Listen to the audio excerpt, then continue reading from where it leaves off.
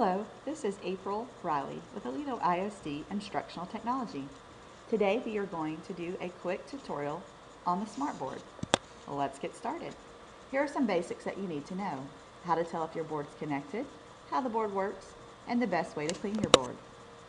To tell if your board is connected, you will look on the right bottom hand corner of your actual smartboard. There is an indicator light. If the light is a solid green, you are good to go. If the light is flashing green, or if it is any other color, that means that the board is getting power, but something is not quite right. Check all of your connections. If the indicator light is not lit up at all, it either means that your computer is turned off or one of the connections is unplugged. So be sure again to check all of the connections. Another way to troubleshoot is to restart your computer. If neither of these things fix it, send in a help desk ticket and someone will come and help you. How does the board work? The board works much like an iPad or other touch tablet or touchscreen.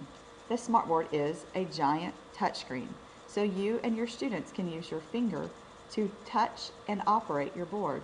Your hand becomes the mouse. You can also use other things like a tennis ball or a hand pointer. Tennis balls are great for students who have a hard time holding one of the pins from the pin tray. Tennis balls are also great, or a hand pointer is also great for those students who have a hard time moving things along on the smartboard. So keep in mind that it does not have to be one of the pins from the pin tray or your hand to write on the board. Just make sure there's nothing sharp so that you do not puncture your smartboard. Also remember that the board itself only works with one point of contact at a time. So unfortunately, you cannot have two students at the board writing on the board at the same time. Only one point of contact at a time. Be sure to press firmly so that it does close off the air gap layer that is behind the board so that it will write or click wherever you want it to. The best way to clean your board is to use something that is non-abrasive. If you choose to use Windex or dry erase board spray, be sure to spray it on a gentle cloth, something cotton, away from the smartboard.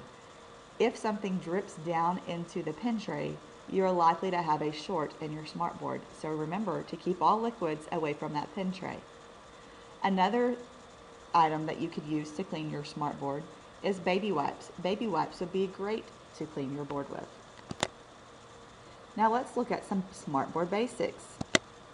Along the bottom of your smartboard is a pin tray that looks like this. You can pick up these pins to write on your board, or you could even pick up the pen, hold it in your left hand, and write with your right.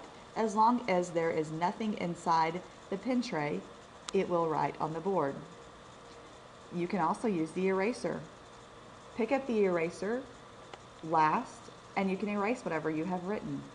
You can draw one big circle around your writing, and then tap in the middle, and it will also make your writing disappear quickly. Remember that whatever you pick up last is what will work. So if you pick up the eraser first and then you pick up the blue pen, you will actually be writing and not erasing.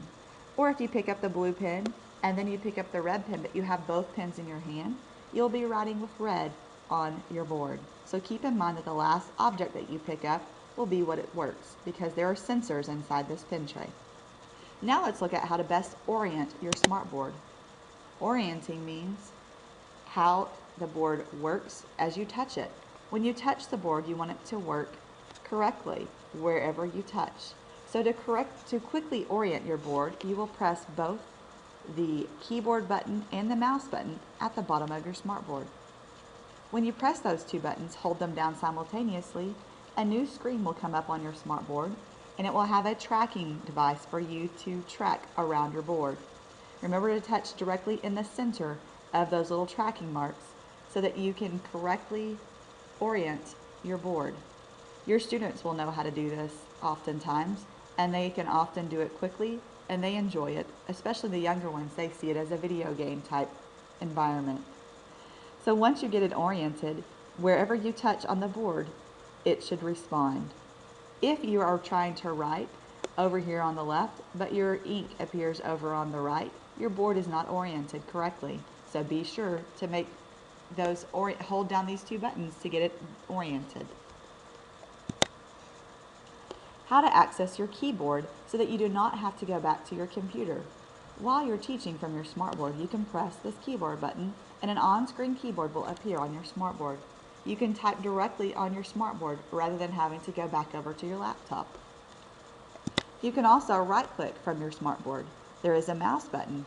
You can click that mouse button and a right-click menu will pop up. Another quick way to get a right-click menu is to hold down on an object on the smartboard. Once you hold down on an object, a selection object will come up, and choose this right-click drop-down menu, and you can have all of these options to choose from. So again, you can either click the mouse button or press and hold on an object or text to get the right-click menu. Now let's talk about the floating toolbar, how to turn it on and off, and why the floating toolbar may be beneficial. Let me get out of my full screen mode here so that you can see my floating toolbar. It is over here on the left, and I have all of these tools as that are helpful right at my fingertips.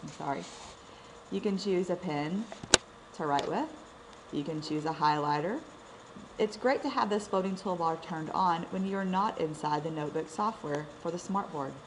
You can use these floating tools when you're on a website and have your students come up and choose a highlighter and highlight some important information on a website. Or you can also have a website pulled up and choose a pen and mark important places on the website that they will need to go to. It's also a quick way to access your screen capture button if you need to take a snapshot of something, or to quickly pull up notebook software. So there's a lot of great purposes to have this floating toolbar turned on. However, occasionally it does get in the way. If your floating toolbar gets in the way, you'll want to turn it off. So let's talk about first how to turn it on.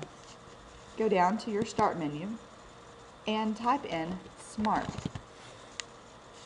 When you type in Smart in the search menu, it will search all computer programs on your computer. You will need to click on the Smart System menu. By clicking on the Smart System menu, you will be turning it on down here so that it appears down here in your taskbar. Once it appears, you can click on that, and here you have the option to show floating tools or hide floating tools. Once you've turned it on at least once, it should appear down here in your pop-up menu. You can click it here, and I'm going to hide my floating tools so that now my floating toolbar has disappeared and it's not in my way of any of these buttons.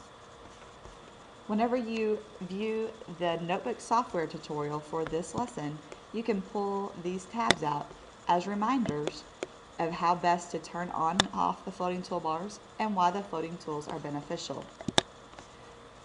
Remember, you can use those floating tools on a website, such as going out to the Statue of Liberty website to find some important facts and information.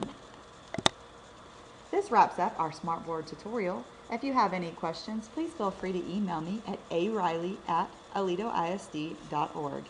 Thank you. I hope you've learned a few things today.